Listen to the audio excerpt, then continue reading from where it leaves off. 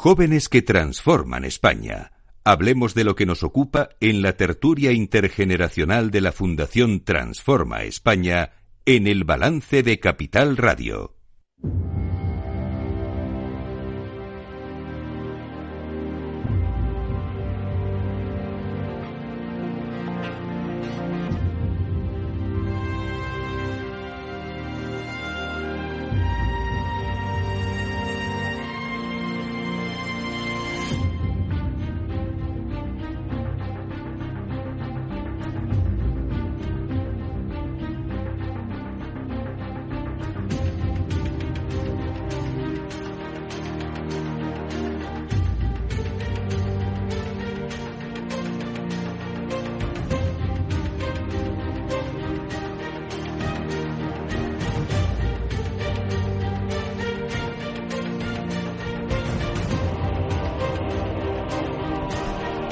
Las 9 de la noche, 1 hora menos en las Islas Canarias, en la sintonía de Capital Radio, llega nuestro tiempo de Transforma España. Reyes Escolano, buenas noches. Buenas noches, Federico, ¿cómo estás? Muy bien, hoy tocan nuestros jóvenes que transforman España, además con un temazo. Temazo, es cómo ser artista y no morir en el intento. Y tenemos aquí a dos jóvenes que ahí están peleando por ello.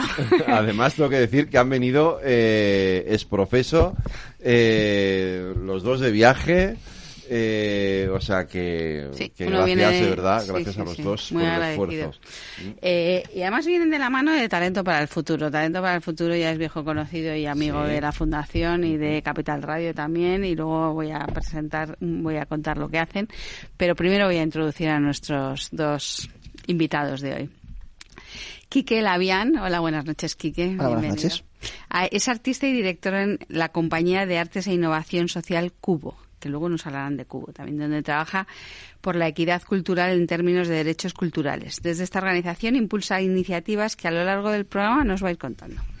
Ha colaborado con organizaciones del sector social, por un lado, como Ashoka, Fundación Tomillo, los TED Talks, también con entidades culturales, como su participación en el panel de expertos del Museo Thyssen y la Asociación Española de Orquestas Sinfónicas o la Fundación Daniel y Nina Carasso, y también con empresas en sus estrategias de innovación social y cultural, como Google, Lexus, BBVA o Fundación Banco Sabadell. Además es Acumen Fellow 2022 y tutor de emprendimiento e innovación en la Escuela Reina Sofía, en nuestra querida Escuela Reina Sofía, donde acompaña a jóvenes a generar proyectos de transformación social a través de la música, y como divulgador ha participado en espacios como Aprendemos Juntos de BBVA, ese espacio tan estupendo que tiene, la verdad, BBVA, los TED Talks cuando ya no esté de Movistar Plus y Radio Nacional de España. Pero más allá de todo esto, echa de menos estar en el escenario, y eso es lo que más me ha gustado de su currículum. Me gusta actuar. Lo demás es irrelevante. Esto está muy bien, pero lo importante es esto. Le gusta actuar, le gusta mucho el anime japonés, y su fruta favorita es el mango, que él no sabe muy bien si esto tiene algo que ver con... pero nunca se sabe. Y por otro lado tenemos a Guillermo Rodríguez. Buenas noches, Guillermo, bienvenido. Buenas noches, muchas gracias. Guillermo es pianista, es un pianista clásico español, reside en Bruselas, de ahí ha venido para estar esta noche con nosotros, y aparte de su carrera como intérprete lleva más de 9 años implicado en la mejora de la educación artística superior, la cultura y la situación de los jóvenes artistas. Es cofundador de la Federación Nacional de Estudiantes de Música y actual miembro de los grupos de trabajo de innovación curricular e incidencia política en la Asociación Europea de Conservatorios y en el European Music Council. Además, es miembro individual de Culture Action Europe y evaluador de calidad en Music. No sé lo cómo has pronunciado perfecto. Vale.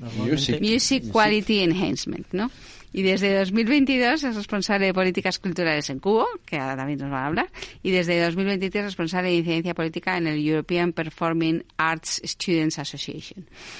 Y como decía, voy a hablar, Talento para el Futuro es quien nos ha traído estos invitados, y Talento para el Futuro es una organización muy querida para la Fundación Transforma España también, y bueno, que ya hemos hecho algunas cosas juntos. Es una organización de la sociedad civil que impulsa a la juventud para transformar la sociedad.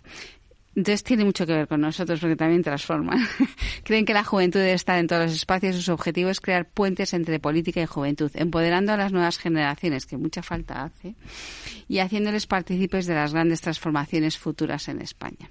Y ha venido también a acompañarnos, y hay un momentín, Elsa Arnaiz, que es su directora general. Le queremos dar la bienvenida. Buenas noches, Elsa. Buenas noches y muchísimas gracias, Reyes, por esta pedazo de colaboración, además aquí en Capital Radio con Federico, que bueno, efectivamente somos viejos conocidos y muy felices de poder colaborar.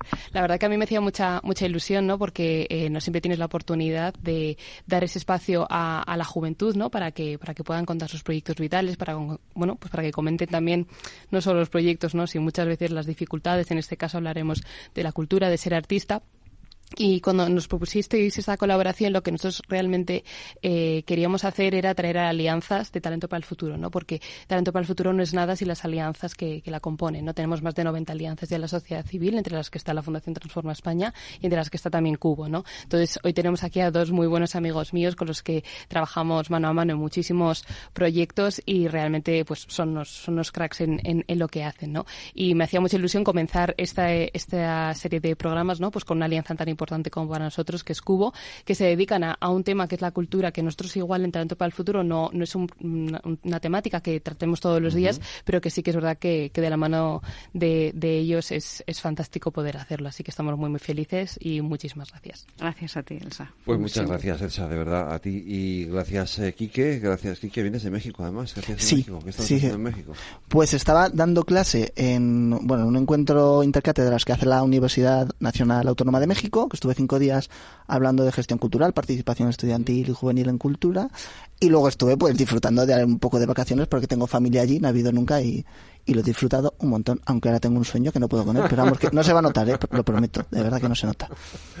Y Quique, gracias a ti también. Tú vienes de Bruselas, me has dicho. Vengo de Bruselas. Bueno, siempre digo que pago el alquiler allí, no vivo allí porque la verdad, pues bueno, hoy es un gran ejemplo de eso. Me levantaba a las 4, me he venido para aquí y aquí estamos en España 2 semanas, pero bueno, sí, normalmente pues allí es como donde resido y donde vuelvo de viaje, más que otra cosa. ¿Los dos tenéis la sensación de que la sociedad aprecia el trabajo que hacéis? ¿O no? Vaya comienzo. Yo creo que sí, ¿eh? O sea, creo que hay un poco de... O sea, creo que hay una confusión, no una confusión, pero como una buena intención con la cultura que a veces es un arma de doble filo. O sea, con la cultura pasa al final que hay una tensión entre la valoración de lo profesional. O sea, yo creo que si salimos a la calle, creo que la pandemia se vio. O sea, creo que hay un relato como muy generalizado en el que la cultura es importante para las personas. A la gente le gusta escuchar música y está todo el día escuchando música, le gusta ir al teatro. O sea, de verdad la gente valora la cultura. Creo que hay una barrera entre producto cultural que muchas veces en los años recientes cada vez está más lejos de la persona. Es decir, tú escuchas la canción en Spotify y no tienes por qué ni siquiera saber quién está cantando esa canción, quién la ha compuesto, etcétera, ¿no? Entonces, creo que hay una pequeña barrera en la que la gente valora más el producto que la persona que está detrás del producto. Entonces, yo creo que el reto que tenemos es humanizar, poner cara, ojos y cuerpo a esos productos culturales. Entonces, yo creo que la gente valora el resultado. No sé si es tan consciente del proceso, la verdad. Quique. Sí, bueno, Guille, sí, nos pasa constantemente. Va a pasar mucho la entrevista, lo sé. Nos pasa todos los días.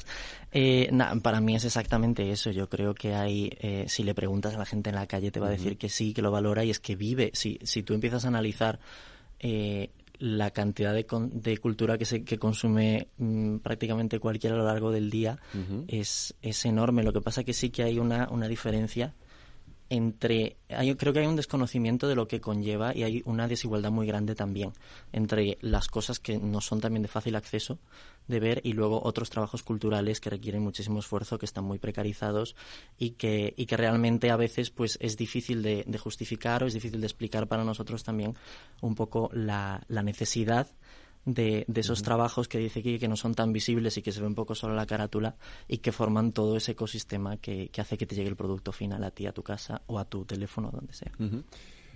La otra pregunta. Pues claro, estamos acostumbrados a ver a los grandes cineastas, actores, actrices, grandes músicos. ¿Pero de esto se vive? Sí, ¿no? Diría, quiero decir ahí. No sé. Ojo, cómo se nota que es el gallego de los dos. De verdad. ¿Se puede vivir solo de ser artista? Claro.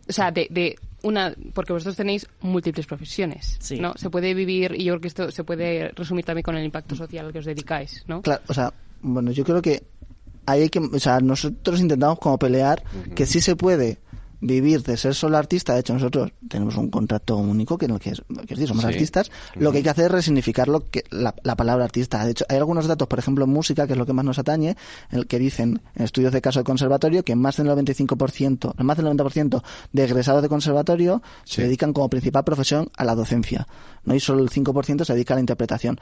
¿Eso quiere decir que no son artistas que profesionalmente viven de ser artistas? Yo personalmente creo que no. Creo que lo que hay que es ampliar el imaginario de lo que es un artista y asumir que un artista no solo está en el escenario, sino que está también dando clases, está facilitando pues otros procesos que también son artísticos, ¿no? Entonces, creo que tenemos que ambicionar a que la respuesta sea sí. Lo que pasa es que tenemos que cambiar la concepción que tenemos de, pues señor que sale a actuar en un escenario, ¿no? Pues si eso es nuestra concepción, no se puede vivir de ser artista. Efectivamente, yo creo que hay una invisibilización general de la cantidad de oferta que hay y de posibilidades de ser artista. Yo puedo poner mi ejemplo, yo soy pianista clásico, he estudiado toda mi vida piano clásico solista, y el problema es que, bueno, si vamos a la educación artística de la manera que está planteada todavía en que tienes unas salidas totalmente limitadas y que no son la realidad del mercado. Al final tú acabas tu carrera estudiando durante 14, 15, 16, 17 años algo que yo sí que puedo decir, la profesión de pianista solista, yo creo que gente de mi edad, a lo mejor se pueden contar con el dedo de la mano la gente que va a vivir de ser pianista solista. Sí. Siendo optimistas, y no lo digo como algo terrible, quiero decir, las cosas cambian, hay muchísimas posibilidades y hay muchísimos artistas ahora que son magníficos intérpretes y están abriéndose también más puertas y más pasos a cosas más interdisciplinares. Entonces, el problema es un poco también por nuestra parte, por ser un poco abogado del diablo aquí. Creo que tenemos que hacer un esfuerzo en realmente demostrar desde nuestros centros educativos, desde la educación artística, y nosotros que trabajamos en cultura, en nuestra organización y las demás, en que existen estas posibilidades y no son peores que otras. No hay como un ser artista de primera y un ser artista de segunda. ¿Y la sociedad entiende también lo irregular que es el trabajo de un artista? ¿De alguien que se dedica a la cultura? Yo creo que sí. De hecho, yo no creo así, estoy seguro que sí. Si en realidad la mayoría de imaginarios que hemos construido en películas, en series de televisión, yo crecí viendo películas y series en Disney Channel donde High School Musical, todo se basaba en si eres un chico vas a ser un rockero bohemio de manta y carretera como rock and roll super precario, si eres una chica vas a trabajar en una cafetería para cumplir el sueño de ser actriz. Entonces, no solo la gente es consciente, sino que hemos construido todo un relato en el que la gente romantiza y le parece genial, como esa cosa de oye, ser artista tiene que ser una cosa dolorosa. Pero vale, la gente tiene una idea muy romántica de esto. Es el artista, el bohemio, esta cosa un poco, ¿no? Luego, esto no es la realidad, ¿o sí? No es tan épico. No es tan épico, ni tan bonito, ni tan romántico.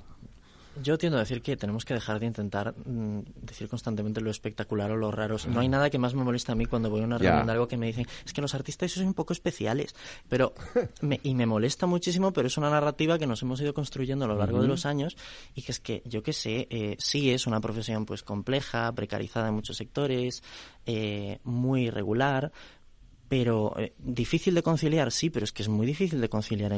Yo qué sé, está aquí que no vive, está en el mundo de la cultura. Eres bueno, artista, es artista en otras cosas, Elsa, que lo sé yo. Sí, pero quiero decir, le preguntas a cualquier persona joven en este momento y conciliar o tener un salario digno, yo qué sé, el problema es transversal. Entonces yo creo que tenemos que salirnos un poco de este discurso de somos especiales para ser músico, para ser bailarín, tienes que sacrificar no sé qué, o esto que decía aquí, que de la romantización o del sacrificio constante para llegar. No, requiere un esfuerzo, sí, pero como muchas otras cosas. Bueno, como el que hace una oposición. Sí. Claro. Básicamente. Es ¿No? distinto a lo mejor, bueno, tampoco, porque requiere una rutina también pero es que por sí. ejemplo, vosotros hacéis mucho hincapié en diferentes programas que impulsáis en la importancia de que los artistas comprendan que también son emprendedores, ¿no? Este cambio de chip de decir, no eres un bohemio, no eres una estrella de rock, eres un emprendedor y entiende lo que es una factura, entiende lo que es un presupuesto y entiende que no solo vas a vivir, ¿no?, de hacer tu música así en la calle y que te echen unas monedas, ni muchísimo menos, sino que tienes que pues aprender ciertos conceptos que no parecen tan divertidos y que son fundamentales. Sí, nosotros somos como muy pesados en eso. Ya no solo si quieres montar tú, o sea, sí o sí, creo que toda la ciudadanía debería tener un conocimiento básico un poco más avanzado, cuestiones de fiscalidad, de emprendimiento, de cómo montar, bueno, de cualquiera de esas cosas. Los artistas, de hecho, si miramos los datos, la mayoría del sector cultural y de la industria creativa en España son empresas de 1 o 2 empleados, o sea, son gente que se tiene que autogestionar su propio negocio. ¿Puedo hacer un inciso personal? Yo tengo un hijo, digo, de verdad, tengo un hijo que tiene 18 años y quiere ser productor musical, o sea, su obsesión es ser artista, es ser DJ, dedicarse a la música, tal. Lo primero que quiere hacer es montar una empresa. Claro. Sí, es que de eso... Y aprender a hacer eso, claro. Sí, vuelvo a mi nicho, que es la educación artística, y digo, tenemos un problema porque, y lo he hablado muchas veces con Quique y lo he debatido cuál es el rol de los conservatorios de la educación artística superior en este momento. Estamos viendo que las salidas son tan limitadas que la gente se las está saltando porque no les es necesario. Porque al final para ser productor musical, yo qué sé, muchísimos artistas que vemos en nuestra, yo qué sé, en el top 50 de Spotify. Sí, en el top 50 de Spotify. No pasaron por conservatorios. No han pasado por un conservatorio y yo qué sé, la semana pasada lo estaba hablando allí en Bruselas, que suena todo como si lo hablas en Bruselas, parece como más importante. Lo hablaba y decía, creo que tenemos que hacer una reflexión de qué estamos haciendo y cuál es el rol de la educación artística y a cuántos niveles y a qué niveles, porque se nos están yendo determinadas cosas de las manos y no sé, al final... Pues mira, esto que apunta sí que me parece que es muy importante. Yo, y volviendo otra vez un poco al ejemplo, yo se lo he dicho a él, ¿no? Es decir, todo eso está muy bien, pero tienes que estudiar y tienes que educarte en la música. Es decir, no basta con aprender de 3 tutoriales a tocar una guitarra, que eso ya lo sé hacer yo también, ¿no? Tienes que aprender a componer, tienes que aprender solfeo, tienes que aprender lenguaje musical, tienes que ir a un conservatorio, en definitiva. Sí, bueno, no sé. O sea, entiendo sí. que el ser artista no es solamente soy un genio y sé pintar estupendamente bien, sino que además tengo que aprender a hacerlo. Sí, y hay que formarse, y creo que ni Quique ni yo te vamos a decir lo contrario. El problema bueno, yo creo que es algo, claro, yo hablo de la educación artística porque es lo que conozco. La educación artística, de la manera que está planteada en un conservatorio de música, por ejemplo, pensad que el jazz se empezó a implementar en los conservatorios en los años 70 y 80 a nivel internacional. El jazz no surge en los 70 y 80. Es decir, históricamente vamos tan por detrás que el problema es que se nos salen por los lados de la formación. No tenemos la capacidad para ser flexibles, para adaptarnos a realmente cómo está cambiando la sociedad y el mundo en el que vivimos. Ya no cómo cambia la industria, porque por lo menos yo quiero pensar que tenemos que ser flexibles en la educación artística para influenciar un poco lo que ocurre después. No tenemos que adaptarnos a lo que ocurre en la industria a día de hoy. Pero va tan despacio que a veces encuentras la manera de formarte de manera externa porque te llega la información que necesitas mejor y no tienes que pasar por determinadas estructuras que no te dan los contenidos o la formación específica que necesitas para lo que se te exige en el día de hoy cuando te dan el diploma. A ver, quiero conoceros un poco más a los dos. Contarme vuestra trayectoria. Venga, Kiki. Todo comenzó cuando... Esto empezó. No, mira, nací en Manzanares, en Ciudad Real, pueblo precioso y maravilloso. Mi hermano mayor estudió música antes que yo, 4 años mayor, y mis padres dijeron, como este niño, yo salí muy tímido, en plan, como no saludaba a nadie, no hablaba nada, dijeron, bueno, pues el mayor le ha ido bien lo de la escuela de música, pues para adentro. Me gustó el tambor, me apunté a percusión. Estudié percusión clásica en el conservatorio, ya voy ya más ágil, no me voy a detener año por año. Estudié en el conservatorio hasta hice la carrera, que la terminé en San Sebastián en Donosti. Yo estaba convencido de que iba a ser el próximo solista internacional de música clásica, iba a tocar en orquestas sinfónicas. Por el camino tuve la suerte de descubrir otros mundos, sobre todo la educación artística, gracias a que mi hermano y yo montamos un grupo de rock en el pueblo que cuando éramos adolescentes, porque sonaba terrible, pero bueno, y nos dio por hacer como otros talleres y otras actividades para que otros jóvenes pudiesen participar del mundo de la música, ¿no? Pues nos enseñábamos canciones unos a otros, tal. Descubrí que me apasionaba la educación, eso me lleva al sector social. A los 22 años tuve como la suerte también de decir, oye, ya he hecho mucha música, me he enamorado mucho de esto, voy a ver qué pasa en el mundo, ¿no? Trabajé sobre todo en el sector social, en más ámbitos de impacto social, las TED Talks, emprendimiento social, etcétera. Y ya pues hace como 5 años ya, que es un montón, Pues nos volvimos a juntar, mi compañera de carrera, amiga de la infancia Palmira, que venía de estar de gira con Mayumana, yo, que venía del mundo más corporativo social, y Albert, que es psicólogo educativo, que era como el hippie de los tres, ¿no? Y dijimos, oye, si metemos todo esto en una coctelera, que sale, y salió Cubo, que es como un espacio donde mezclamos pues todas esas prácticas de lo que hemos aprendido, pues cambiando realidades a través de la educación, pero también a través de la cultura, o sea, como es una coctelera donde salen cosas pues muy raras, pero creo que necesarias, ¿no? Que vinculan lo social con lo cultural. Guille. Sí, me estaba diciendo Bels antes de la entrevista, tienes que contar esta historia, lo que me estás preguntando, pero en menos de 2 horas, que es lo que creo que duró la última vez que se lo conté a ella. No, bueno, yo también nací en Coruña. Yo jugaba al hockey de pequeño, hockey hierba, que probablemente suene bastante alejado a esto. Y un día mi madre vino y tenía una amiga que iba a apuntar a su hijo a la escuela de música. Yo estaba jugando ahí con cosas y me dijo, ¿quieres apuntarte? Y yo, venga, vale. A veces me entra ansiedad pensando en lo que cambió mi vida en ese momento. Pero bueno, entre una cosa y otra, pues al final empecé a estudiar con una profesora rusa de piano mientras estuve allí en Coruña durante todos los años allí. Luego me mudé a Polonia 4 años a seguir estudiando piano, 2 años en Alemania, ahora acabo en Bruselas, que es mi 4.º año, y en paralelo a esto, que bueno, sigo tocando, sigo teniendo mis conciertos, compagino un poco las dos cosas, pues empecé a observar cosas que un poco de cómo estaba estructurado lo que acabamos de hablar, ¿no? De un poco por dónde tienes que ir o qué es lo que se espera de ti, en el caso mío, por ejemplo, como pianista, de a lo que tienes que aspirar, que empezaron a no encajarme, y bueno, un poco como reacción a determinadas frustraciones mías y de, yo qué sé, también de ir a conciertos, concursos y demás, pues empecé un poco a tener esa reacción que fue desembocando pues en este otro lado, ¿no? En este, pues cuando fundé con mis compañeros la Federación de Estudiantes de Música, pues al final, pues entre una cosa y otra acabas entrando en contacto con otros conservatorios en Europa, y ha sido un proceso como muy natural, descubriendo algo que me gusta y que se compagina más de lo que parece, porque me ayuda un poco la coexistencia, me ayuda a vivir con las dos cosas y no frustrarme tanto, y bueno, y a través de eso también pues conocí a Quique a través de una amiga común, y me liaron para meterme en Cubo también. Aquí estoy felizmente haciendo locuras. ¿Y qué es Cubo? Ya, qué pregunta. Otra pregunta que nos hacen mucho. No, hombre, a ver, así como se me ha ocurrido de pronto. Digo, voy a preguntarles qué es Cubo, ¿no?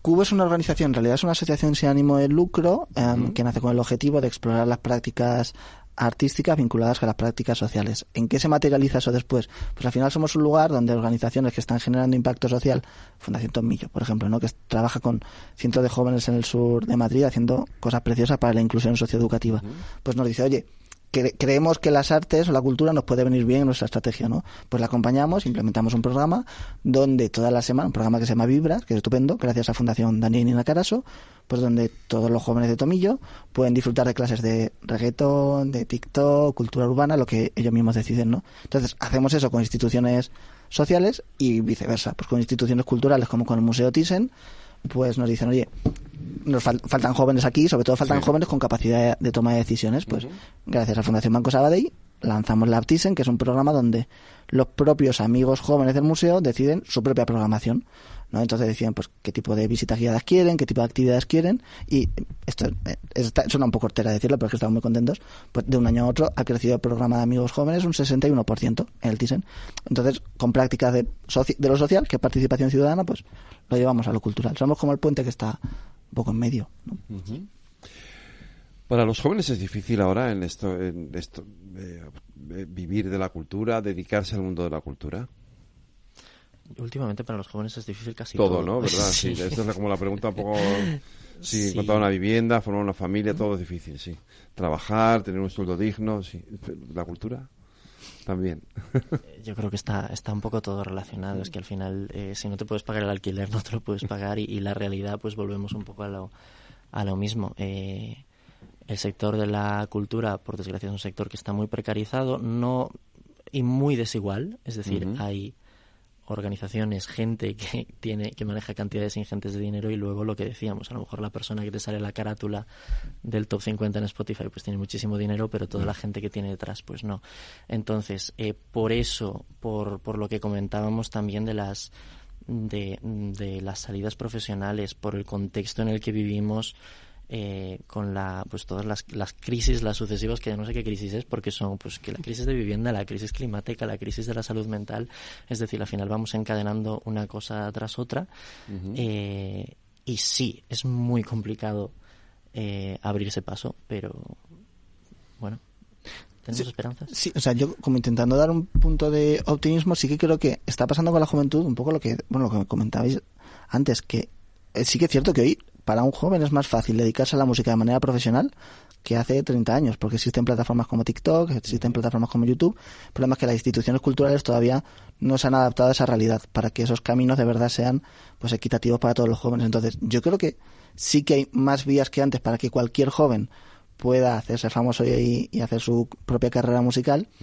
Lo chulo sería que eso no ocurriese solo por casualidad porque un vídeo se te haga viral, sino que las instituciones garanticen que ese camino de profesionalización sea pues lo más accesible para todos los jóvenes, ¿no? Bueno, me planteas una cuestión muy interesante. Claro, ¿cómo influye en vuestro mundo las redes sociales, las plataformas, etcétera? Y, pues, claro, si influye en el mío, que ni os cuento, o sea, lo tremendo que es, ¿no? Todo esto, la simplificación muchas veces de los mensajes, etcétera, en el vuestro también. Es decir, los Instagramers, los YouTubers, de pronto una serie de gente que dices, ¿de dónde han salido, no?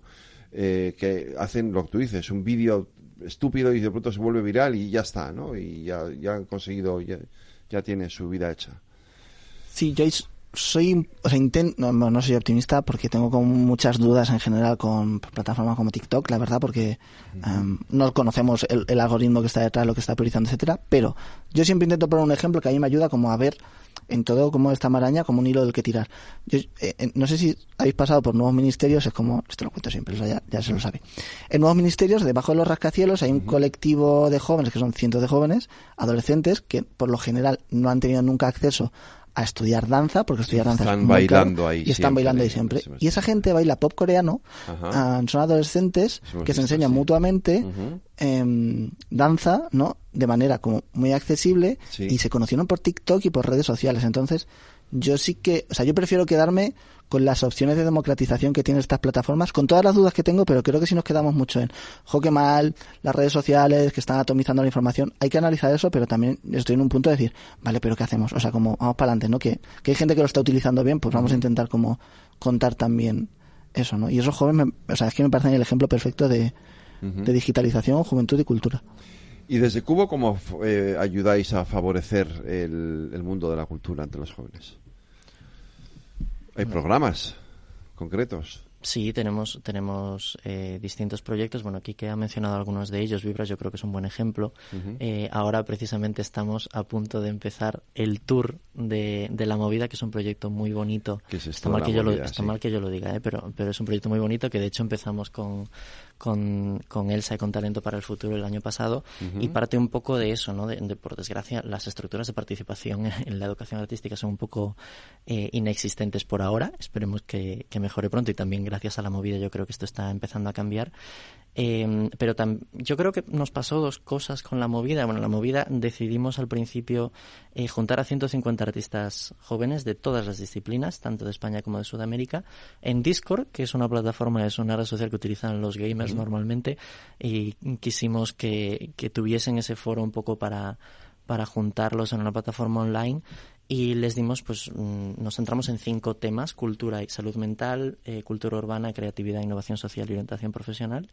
Y les dimos pues una serie de charlas con expertos y expertas, facilitamos un poco sesiones de co-creación entre ellas, les dimos lecturas también para generar debate, con el objetivo un poco de llegar a que los propios participantes fuesen los que generasen un documento con 50 propuestas de cómo querían reimaginar su educación. Es decir, un poco intentando romper esa barrera o esa brecha que hay entre los artistas jóvenes y las instituciones o las administraciones públicas o sus propios centros de estudios. Entonces, ahora este año lo que queremos, después de este informe, que ya de hecho ha tenido un impacto en la Ley de Enseñanzas Artísticas, que se ha aprobado este año, sobre todo en el apartado de participación y derechos y deberes de los estudiantes, queremos ir a 5 territorios. Mañana nos vamos a Valencia, Kiki y yo, a implementar estas medidas y a generar un ecosistema liderado por los jóvenes artistas de estos territorios.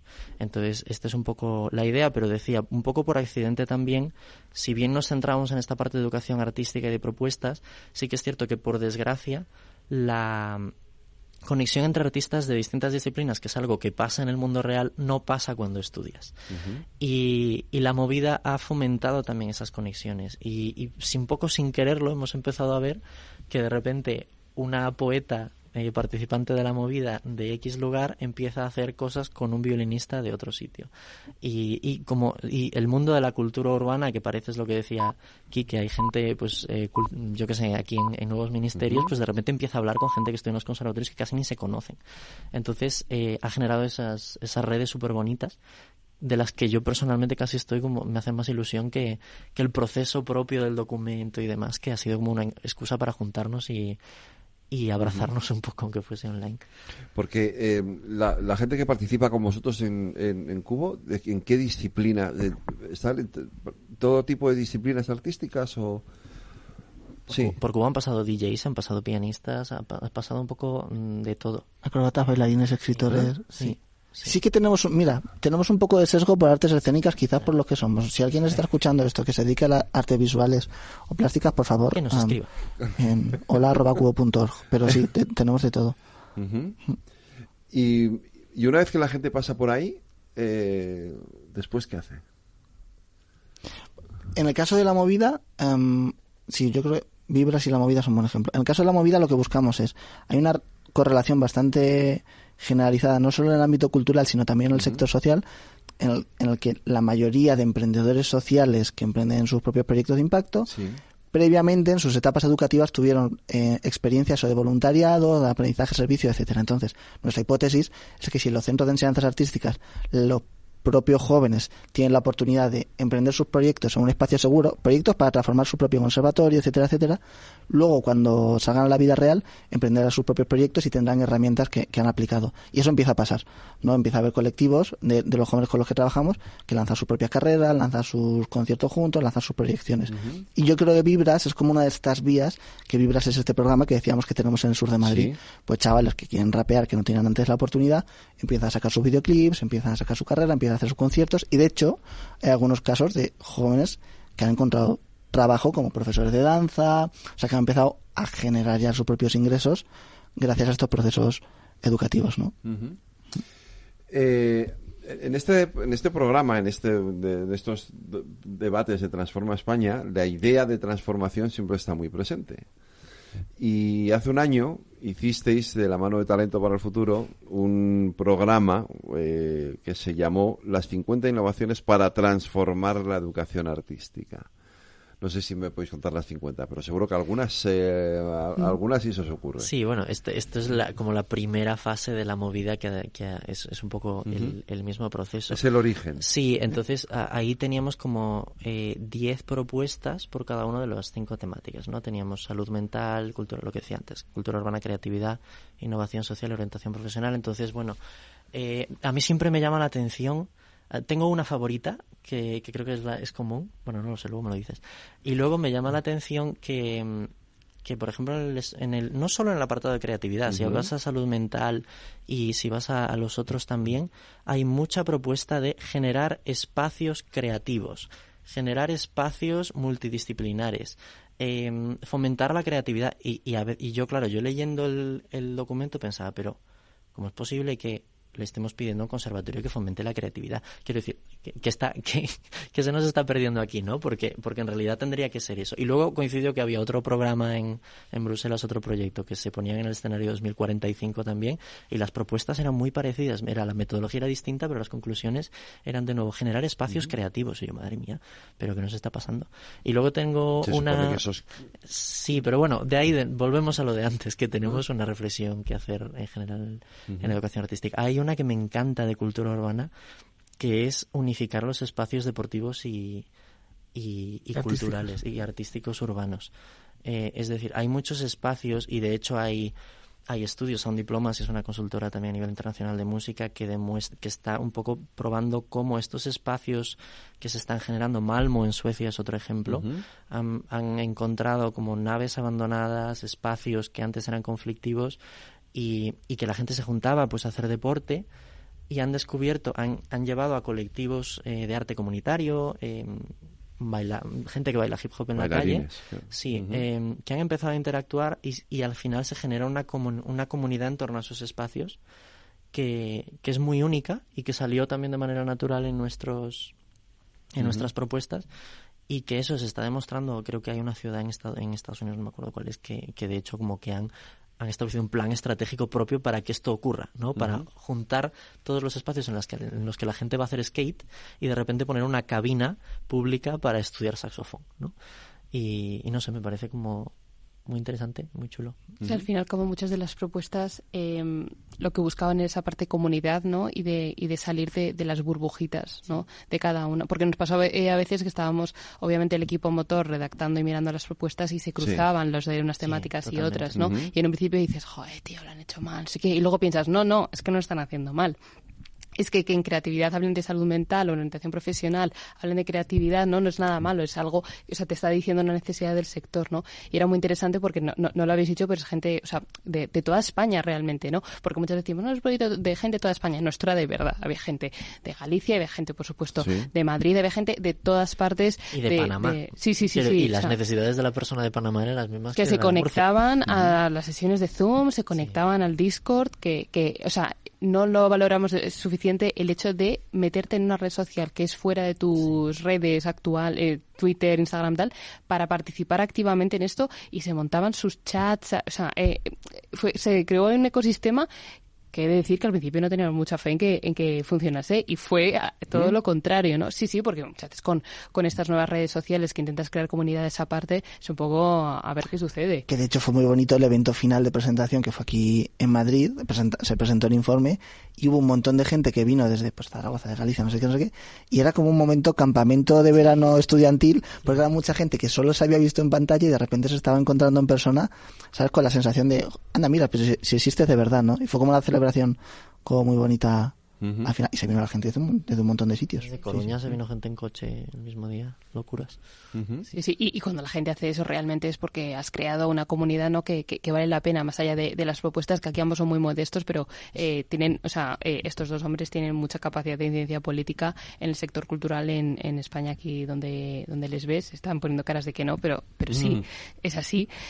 Pero más allá de esas propuestas no maravillosas, lo importante es la comunidad, ¿no? Porque las propuestas, las políticas públicas, pues dependen de quién dependen, ¿no? Pero esa comunidad y ese efecto multiplicador es realmente lo valioso del programa. Tengo la sensación de que, tú hablabas antes de Malme, por ejemplo, estas cosas las hemos visto en películas. Yo creo que el caso de Malme, por ejemplo, si hay alguna película europea sobre cómo se han concentrado bailarines de hip hop con gente del mundo que viene del mundo del deporte, etcétera. Pero luego, a la hora de la verdad, desde las políticas públicas no veo suficiente apoyo o impulso a este tipo de no sé llamarlo movimiento o de acciones. Creo que están lejos todavía de entender el arte de una manera o la educación artística de una manera diferente a como se entendía hasta ahora, ¿no? Sí. Claro, yo tengo aquí el problema que siempre que entro en este debate, siempre intento pensar internamente. ¿Qué estamos haciendo nosotros para poder cambiar un poco esa narrativa o esa ausencia de? Creo que hay un debate muy grande de economía de la cultura que empieza a haber. Hay un debate muy grande también de lo que ahora se llama industrias culturales y creativas, que se empezó a acuñar pues en los años 90 en Reino Unido, y que se empieza a ver hasta qué punto ha sido beneficioso y hasta qué punto no, porque al final que yo estamos todo el día diciendo que necesitamos datos, pero acompañados de una narrativa también que muchas veces nos está faltando, y creo que hay una parte que estamos aquí volviendo a de la necesidad de la cultura, o si se valora o tal, que estamos centrándonos muchas veces más, y de nuevo pienso vengo de estar un mes en Bruselas, cosa que hace mucho que no pasa, porque normalmente no duro 4 días, y es un debate que está ahí, ¿no? De qué estamos haciendo. Estaremos cometiendo un error poniendo todo el rato la cultura en números, intentando demostrar lo valioso de la cultura en el impacto numérico y en cifras que genera, y no en esa necesidad humana, como muchas otras que se están hablando ahora, y que nos está faltando y que al final hace que se quede un poco en el limbo y que por supuesto haya muchas cosas que no se financien o que no se genere ese espacio o que no se valoren. Entonces, bueno, también me estoy leyendo ahora un libro que lo venía leyendo yo en el avión y me está haciendo pensar mucho en esto, entonces no sé, yo sí tengo la cabeza como para responder. Sí, yo creo que en el caso de la cultura que se suele llamar urbana, que todavía no tengo claro qué es, más yo creo que hay una parte como, o sea, y de hecho lo hemos vivido mucho en Vibras, tanto desde la práctica hasta... Vibras se dedica a eso, básicamente. Claro, hay una cosa que aprendimos al principio, que es que tú no puedes enseñar a un joven a rapear o a hacer reggaetón. O sea, son prácticas o son mecanismos culturales o disciplinas que han nacido justo rechazando a la academia, rechazando a la institución. En el momento que tú como que lo enmarcas en el concepto de clase, deja de ser posible. Claro. O sea, o sea, tú no puedes, no es un mecanismo que se pueda enseñar, ¿no? Porque nace en contra de la enseñanza reglada, ¿no? Entonces, eso es muy chulo, en realidad, es como de los campos que a mí personalmente más me interesa, que es cómo las políticas públicas, que de hecho ahora con el Ministerio me está tocando cómo reflexionar sobre eso en un proceso que estamos haciendo con el Ministerio de Cultura, cómo las políticas culturales públicas tienen que crear la condición de posibilidad para que eso ocurra sin que seas tú el organismo del que depende ese hecho, ¿no? Entonces es muy chulo porque al final todo pasa por generar espacios, por fortalecer los centros culturales, por fortalecer espacios que no eran tradicionalmente vinculados a la cultura, como pueden ser los parques o pueden ser los centros deportivos, ¿no? Fortalecer eso para que el joven llegue y tenga la posibilidad de hacer cultura, su cultura, mejor dicho. Vamos a hacer una pequeña pausa para la publicidad, volvemos enseguida, no se vayan. Los soportales y balconadas de la Plaza de Segovia de Navalcarnero. El majestuoso castillo de Manzanares el Real, rodeado de enclaves naturales increíbles como La Pedriza. El castillo de la Coracera de San Martín de Valdeiglesias. Sus playas en el pantano. Imposible contarte en tan poco tiempo todo lo que puedes descubrir en las villas de Madrid. El mejor estilo de vida del mundo. Comunidad de Madrid. Otros bancos te piden que deposites en ellos tu dinero. En Renta 4 Banco te proponemos que lo inviertas. Porque invertir es rentable y sencillo. Tan sencillo como abrir una cuenta en r4.com. Así de fácil, así de claro. Renta 4 Banco. ¿Quieres más? ¿Qué es ir más allá? Con Arval podrás llegar donde te propongas de la forma más sostenible y darle a tu empresa todas las soluciones de movilidad que necesite, asesorando con las mejores opciones de movilidad para las distintas necesidades de tu flota, con vehículos electrificados, bicicletas, coche compartido. Arval, la transición energética arranca aquí. Más información en arval.es.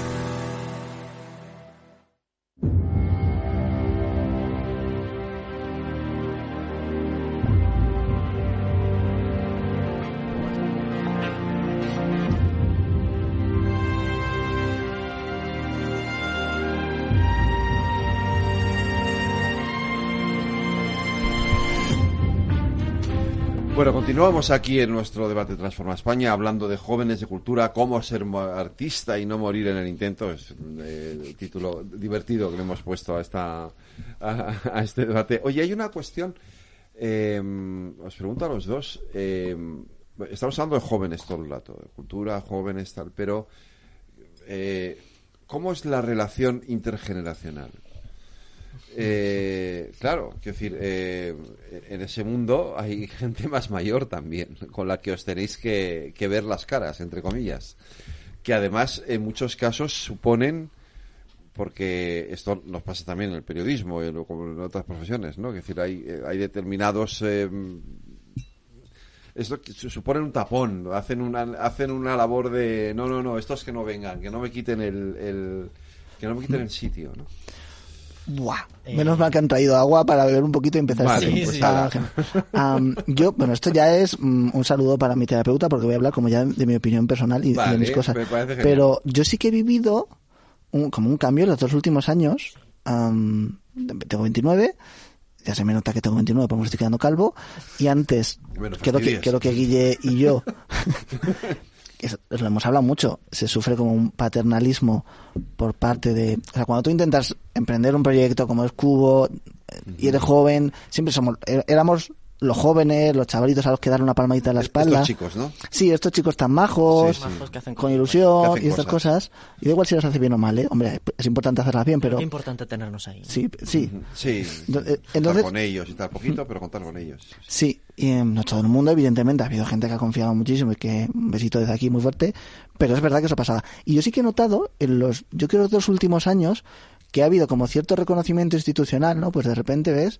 pues yo que sé, que estás en los congresos, estás en la mesa, ¿no? De los mayores en los congresos relevantes, que te apoya X Fundación, que es como un sello ya de, venga, va, esto parte que van en serio.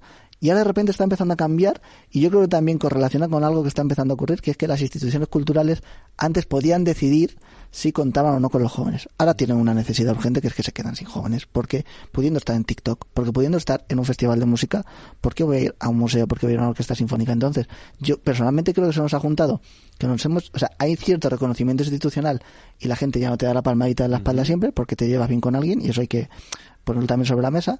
Pero yo creo que también hay otra parte de urgencia, ¿no? Entonces, de repente, a los jóvenes se les escucha mucho más porque es que ya, no hay opción de no hacerlo, ¿no? Entonces ya llaman pidiendo casi, bueno, no pidiendo ayuda, pero vamos. Pero vamos, sí, con un interés mucho más genuino que antes. Oye, que estaría bien que estuvierais por aquí, ¿no? Sí. No, pero yo estoy totalmente de acuerdo. Creo que hay algo que hemos comentado varias veces, Quique y yo, y es los dos hablamos bastante rápido.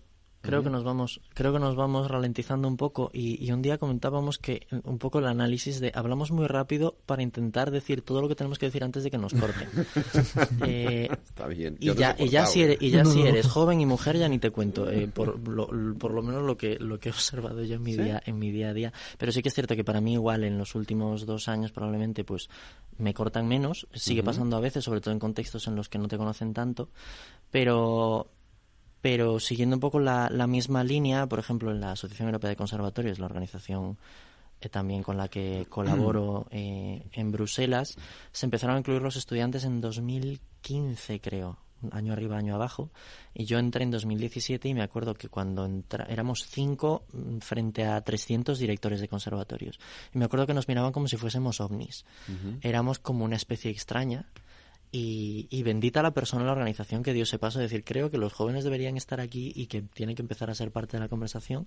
Y ha habido como un proceso muy bonito y muy natural dentro de la organización, en los que ahora somos una parte más. Nadie se extraña por vernos allí, los números se han incrementado muchísimo. Y nuestros niveles de participación son muy grandes dentro de la organización. Entonces, como que viene también por esa parte de esa necesidad y ese análisis, creo que rápido, que hizo pues un grupo de personas dentro de la organización que dijo, pues creemos que tiene que estar involucrada esta gente. Y, por ejemplo, yo siempre digo, la Asociación Europea de Conservatorios, los congresos dentro del mundo de conferencia tras conferencia en el que vivimos, son mi espacio seguro porque sé que puedo estar más tranquilo, puedo hablar más despacio y sé que me van a escuchar más. Entonces, bueno... hay un progreso, ¿no? Yo creo en esa línea. Has mencionado joven y mujer. Sí. ¿Por qué? A ver, la experiencia con las reuniones, yo creo que van las dos cosas, ¿no? Hay una parte de joven, por ser joven, y el mítico discurso de yo llevo 40 años haciendo esto, sé más que tú. Y la realidad, ahora uno de los discursos más potentes a nivel internacional en el mundo de la educación artística son las relaciones de poder en los conservatorios en muchos ámbitos. Si analizas aún a día de hoy los puestos directivos, ya no me refiero por ejemplo a los cuerpos de profesorado. Soy evaluador de calidad, no puedo dar datos de los conservatorios a los que voy específicos, pero hay una tendencia en que el cuerpo de profesorado hay un porcentaje mayor de mujeres. Nosotros pedimos esos datos, y en los cuerpos directivos hay un porcentaje aplastante de hombres. Y yo he tenido paneles enfrente en los que se ve claramente cómo sigue habiendo un problema grave de no dejar hablar o de no dar espacio o no dar posibilidades de participar. También por eso nosotros tenemos como en Cubo siempre hacemos mucho hincapié también en la representatividad. Me acuerdo de Estado del Arte, un podcast que hicimos sobre educación artística. Nos costó muchísimo encontrar mujeres líderes en educación artística en España. Ahora afortunadamente hay más. De hecho, mañana tenemos un panel íntegro de mujeres líderes de educación artística en Valencia. pero sigue siendo un problema. Las relaciones de poder en todos los ámbitos, en la educación artística, yo creo que casi en todos, pero en la educación artística son un problema bastante grave. Fíjate que yo pensaba que no, que precisamente el mundo del arte iba un poco más por delante, ¿no? En este capítulo, ¿no? De los pocos datos públicos que hay dicen que no. O sea, que vamos por un muy buen camino y un movimiento que yo creo que está siendo más rápido incluso que en otros sectores, pero hasta hace muy poquito, de hecho, corrígeme si me equivoco, Guille, pero en el Ministerio de Cultura las principales gerencias y direcciones de teatros públicos del INAEM y todo, eran 100% hombres. Todo hombres. Sí. Uh-huh. Sí, luego mira, otro claro ejemplo, dirección orquestal de orquestas sinfónicas. ¿Cuántas mujeres? Ahora sí que se empieza a abrir un poco paso y empiezas a ver en temporadas sinfónicas en España, orquestas sinfónicas mujeres. Ahora solo falta que las mujeres sean españolas también, que también las hay, pero sigue siendo, que es un ejemplo claro. Es decir, cuántos directores de orquesta hombres se conocen y cuántas directores de orquesta mujeres. Y ya compositoras, podríamos hablar de muchas. Yo directoras de orquesta creo que no he visto nunca. Es que las pocas veces que ves un concierto de música yo no he visto nunca pues ninguna. Mira, hay muchas. Isabel Rubio es amiga de Cubo, ha estado también como participando en la movida, haciendo una entrevista con nosotros. Es una directora de orquesta fantástica. Le mandamos un saludo desde aquí. Y de hecho es cierto que ahora sí una noticia como bastante relevante, la Orquesta de la Comunidad de Madrid tiene a Alondra de la Parra como directora. Sí. Ahora tiene una directora. Sí. O sea que está cambiando, y también hay que contarlo, está cambiando la realidad, pero si cambia más rápido, pues mejor que mejor. Otra cosa que has mencionado, y esto es un tema delicado, lo sé, pero lo habéis mencionado varias veces los dos a lo largo del programa, que es el tema de la salud mental. ¿Por qué os preocupa tanto? Anécdota. No voy a decir quién, no voy a decir cuándo ni cómo. Una persona con un cargo en este país un día me viene y me dice: oye, me parece muy curioso que habléis de la salud mental en educación artística. Yo, ¿pero qué me estás contando? A ver, primero, la salud mental es un problema, sin duda, que no va de educación artística, es un problema general.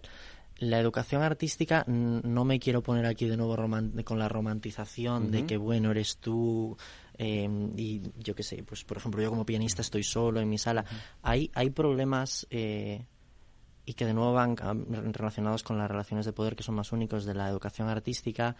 Hay muchos casos que la enseñanza es 1-1, es decir, tú estás solo en un aula con tu profesor o profesora. Esto implica muchas cosas, y también en la relación que se genera normalmente entre un profesor de piano, en mi caso de percusión con Quique, de muchas disciplinas. Por desgracia, de nuevo, volvemos al dato que decía Quique del 90% de egresados que se dedican a la docencia. El problema es que se dedican a la docencia muchas veces sin tener las herramientas pedagógicas necesarias para determinadas cosas. La cantidad de barbaridades de casos de artistas que conozco personalmente que tienen serios problemas por traumas generados a lo largo de sus estudios por cosas sin maldad, no estoy hablando de casos drásticos, de cosas que se te dicen en tu aula cuando tú estás lidiando con un instrumento enfrente, que ya tienes problemas, ya te estás peleando con él en tu día a día, son bastante serios, y creo que la verdad no te podría decir un dato de si es más serio que para un médico, pero sí que tiene unas características específicas que lo hacen un problema prioritario dentro de las disciplinas artísticas. Sí, de hecho es una pena porque no hay buenos datos, por lo menos en España. Sí que hay otra cosa como concreta, porque a mí no es que me preocupe, pero algo que creo que ocurre mucho es que cuando se habla de salud mental y juventud nos hemos quedado mucho en el relato de es un problema, como esa cosa, y yo a veces digo, bueno, vale, pero ¿qué hay que hacer? O sea, aterrizando, ¿no? Y en educación artística pasa una cosa curiosa, que es que las enseñanzas regladas en los conservatorios de danza, de teatro, de música, etcétera, son de las pocas instituciones de educación pública que no cuentan con un psicólogo educativo en el centro, que es una de nuestras grandes propuestas, batallas, etcétera, ¿no? Tú cuando estás estudiando secundaria está el famoso orientador, que en realidad es una persona que estudió psicología o pedagogía y que tiene herramientas para que si tienes alguna situación compleja, atención a la diversidad, orientación académico-profesional, pues te acompaña y forma al profesorado y acompaña al profesorado en eso. En los conservatorios no ocurre. Uno de los espacios como más, iba a decir agresivos, pero donde tú más te expones en un proceso educativo, que estás 1-1, como decía Guille, si tú tienes algún conflicto, si tienes alguna situación compleja de salud mental, no hay ninguna persona en el edificio, y esto es importante ser como muy tajante, no hay ninguna persona en el edificio que tenga las herramientas para ayudarte a solucionarlo, ¿no? Entonces, creo que hay que empezar a aterrizar también este problema de la salud mental, que no es una cuestión genérica, que incluye cuestiones sociales como la vivienda y todas estas cosas, pero que hay soluciones posibles, plausibles, en los centros de enseñanzas artísticas, para que empiece a paliarse ese problema tan grave en la educación artística. ¿Hay mucha diferencia, Guille, entre la educación artística en el resto de Europa y aquí en España? Mira, llevo peleándome contra eso toda... Quiero decir, no. Europa es... Sí, te lo digo porque me lleva pasando mucho tiempo esto de es que en España hay un potencial increíble a nivel artístico. Por desgracia no tenemos las estructuras legislativas, los datos que nos hacen falta para medir determinadas cosas y que no sea un poco por donde nos sopla el viento y lo que intuimos, pero hay muchas cosas que están mucho mejor y otras cosas que no están tan bien. Hay muchos más recursos, por ejemplo, en otros países, pero al final normalmente hay un problema de representatividad que también está relacionada con recursos, está relacionada con la barrera del idioma y tal.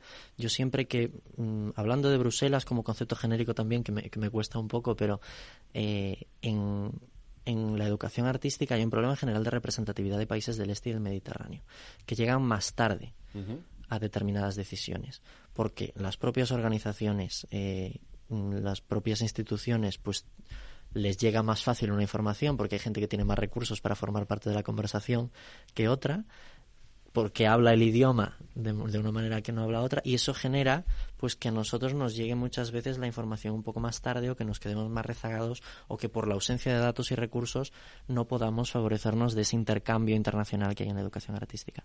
Entonces, la nueva ley de educación de enseñanzas artísticas, pues esperemos que vaya un poco en esa línea con el desarrollo normativo, pero intento oír un poco eso de Europa, en Europa, tal, porque nosotros somos Europa, y hay muchas veces que digo, es que debería de venir aquí gente a venir a nuevos ministerios desde el conservatorio, no sé, de algún conservatorio de Alemania, a ver lo que hacen nuestros artistas aquí y quedarían como locos. Entonces, bueno, es una cuestión de flujo de información. Al final es un poco lo que acabo haciendo viniendo de Madrid a Bruselas todo el rato. Y Quique, tú antes has mencionado que estabas en el ministerio. ¿Estás colaborando con ellos? Sí. Con esto que se llama el Plan de Derechos Culturales. Plan de Derechos Culturales. ¿Esto qué es? Pues eso es, el Ministerio de Cultura ha creado por primera vez la Dirección General de Derechos Culturales, que lleva Jazmín Beirak, y han decidido reunir a un grupo de, dicen expertos, pero de personas que trabajamos en el ámbito cultural, para redactar lo que es el primer plan de derechos culturales. A mí me ha tocado el eje de intergeneracionalidad. En realidad, y además hay otras capas de participación que también son muy chulas, en las que, por cierto, cualquier persona de la ciudadanía, hay un formulario abierto del Ministerio de Cultura donde puede dar sus ideas para este plan de derechos culturales. Si alguien está pensando, eso no lo lee nadie, sí, lo voy a leer yo, por lo menos mi parte, yo personalmente me estoy metiendo ahí un montón de horas. Si queréis el formulario, hola@cubo.org. Entonces, el plan de derechos culturales lo que busca es poner el foco, tradicionalmente la cultura desde las políticas públicas se ha enfocado mucho en las industrias creativas, ¿no? En cómo los promotores pueden producir, cómo los artistas pueden tener un estatuto de artistas, ¿no? Y ahora hay otra reflexión que es, a día de hoy hay una realidad, que es que la cultura no es accesible por igual para todas las personas. No solo en términos de voy a un concierto de una orquesta, sino de toco en esa orquesta o participo en la toma de decisiones de esa orquesta. Y eso empieza a haber datos evidentes, ¿no? Que las instituciones públicas en concreto, de hecho, grandes teatros, grandes orquestas, museos, pues no son para todas las personas ahora mismo. Entonces, este plan lo que busca es que, por un lado, reconocer prácticas culturales que no siempre son institucionales, como las que hablábamos antes. Sí. Puede ser el rap, puede ser las asociaciones de vecinos que se juntan para crear cultura en su barrio y que tejen comunidad y que están descentralizadas y son estupendas.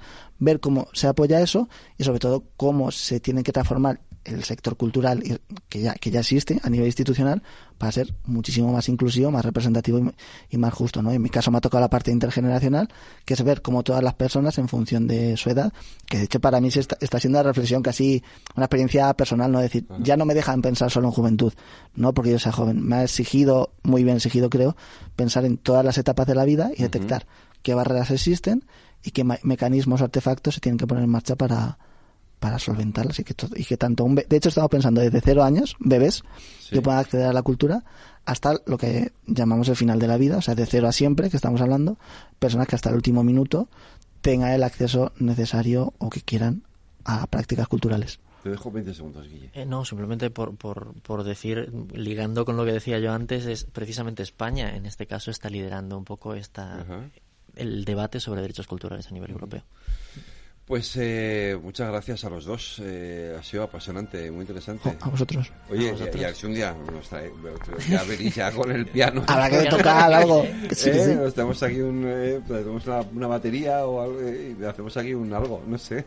Venga. Yo doy a la acústica. Yo me animo. Yo también. A mí, claro, el piano es más complicado, pero si me lo traéis, yo encantado. Vale, algo hacemos. Genial. Gracias a los dos, de verdad, Reyes, a ti. Nos vemos el martes que viene. Un abrazo, interesante, cuidaros. la verdad, muchas gracias.